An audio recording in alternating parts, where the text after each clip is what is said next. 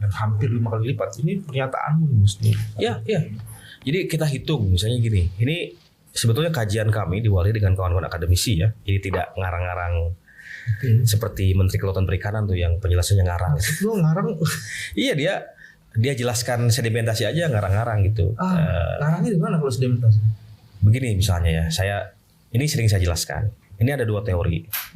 Yang pertama, menurut para ahli geologi, sedimentasi yang ada di perairan Indonesia itu sebetulnya bukan sedimentasi yang baru dari sungai-sungai gitu ya.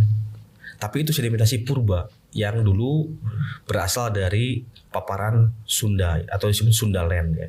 Karena dulu kan Kalimantan, Sumatera Jawa itu menyatu tuh. Nah, karena ada perubahan geologis kemudian paparan Sunda ini kan tenggelam berubah menjadi laut. Nah, yang dulu paparan Sunda atau Sundaland itu kemudian berubahlah menjadi apa yang sekarang disebut sedimen atau pasir laut itu. Kan teori dasar gini aja mereka nggak baca gitu. Nah, yang kedua teorinya begini. Sedimentasi itu berasal dari 2 hal. Satu yang alami itu misalnya contohnya berasal dari letusan gunung api. Karena di Indonesia kita punya banyak gunung api purba tuh. Krakatau, Gunung Toba ya, Gunung Tambora. Dan itu kalau meletus bumi ini gelap. Kan gitu sejarahnya kan, bumi ini gelap. Nah, itu materialnya tuh masuk ke laut. Nah, ketika masuk ke laut itu menjadi bagian penting dari ekosistem laut kita. Nah, maka kalau kita datang ke kampung-kampung ya, terutama di bagian timur Sumatera, itu kita akan menemukan satu bahasa yang digunakan oleh masyarakat lokal namanya gosong atau beting. Nah, Gosong atau beting itu apa tuh? Itu bahasa lokal untuk menggambarkan pulau kecil ya sebagai hasil dari proses oceanografi panjang. Itu pulau kecil sebenarnya. Tapi masyarakat lokal nyebutnya beting. Nah, jadi beting-beting ini atau pulau kecil ini dia punya fungsi menahan gelombang tinggi itu. Jadi kalau ada kampung nelayan di pesisir, ini wilayah tangkapnya. Nah, beting ini berfungsi sebagai penjaga alami. Artinya kalau ini dikeruk, ditambang, ada perubahan arus besar sehingga kemudian wilayah tangkap nelayan tidak aman, kemudian pulaunya akan mengalami abrasi, pengikisan. Nah, itu teori tentang sedimentasi. Nah, ada yang ketiga sebetulnya. Jadi ini 2 ya, yang sedimentasi purba. Nah, yang kedua ini alami dan tidak alami. Yang tidak alami itu begini, kalau mau kita sebutkan ya, sedimentasi itu ada yang tidak alami. Penjelasannya gimana? Penjelasannya dia dihasilkan dari proses kerusakan di darat, misalnya pertambangan.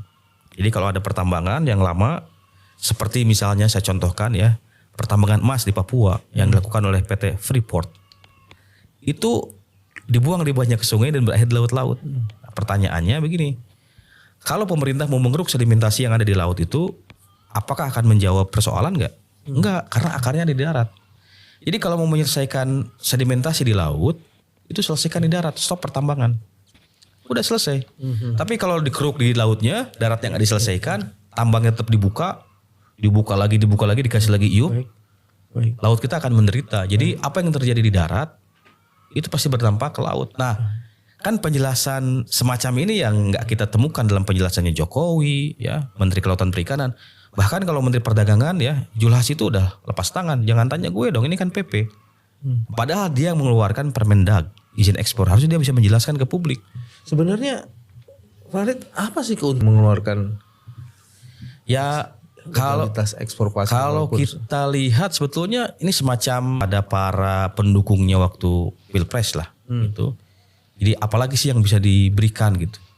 Kalau IKN kan jelas sudah tuh yang sering datang ke IKN siapa yang dukungnya gitu. Nah, lalu yang tambang-tambang batu bara udah dikeluarkan tuh, ya kan, izin bahkan itu kepada ormas gitu, karena dianggap khawatir nanti ormas itu mengkritik atau menyerang dalam tanda kutip ya kebijakan Jokowi. Udah ditaklukkan itu ormas keagamaan. Nah, sekarang ada tim yang juga bagian dari pendukung secara politik ya pemerintahan Jokowi. Geng laut ini ya dikasih izin juga. Jadi ini semacam politik balas budi sebetulnya kepada pihak-pihak yang mendukung dia, termasuk juga ya kalau mau dilihat ini ada hubungannya dengan IKN, Mas. Gitu. Jadi kan salah satu lokasi penambangan pasir laut itu ada di perairan Kalimantan Timur ya, Oke. antara Sulawesi dengan Kalimantan Timur tuh, di Selat Makassar. Itu jelas disebutkan oleh Menteri Kelautan Perikanan yang pertambangan pasir di perairan Kaltim itu sebetulnya untuk menyuplai material IKN. Nah, jadi juga ada hubungannya tuh dengan para pendukung politiknya Jokowi yang biayain IKN gitu. Oke, Nah, oke, jadi oke.